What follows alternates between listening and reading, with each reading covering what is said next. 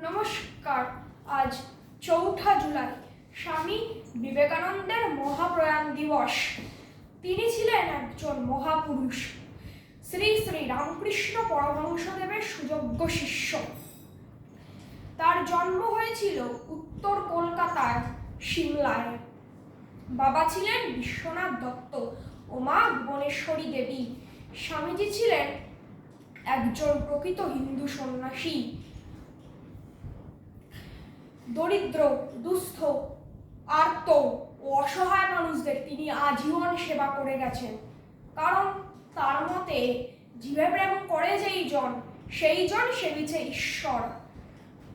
ভারতবর্ষ সনাতন হিন্দু ধর্ম প্রচারের উদ্দেশ্যে তিনি সুদূর আমেরিকায় পাড়ি দেন ও শিকাগো শহরে তার সুবিখ্যাত বক্তৃতা সকলের হৃদয় জয় করে নেয়। তিনি মনে করতেন গীতাপাঠ অপেক্ষা ফুটবল খেলা বর্তমানে যুব সমাজের মধ্যে অনেক বেশি প্রয়োজনীয়।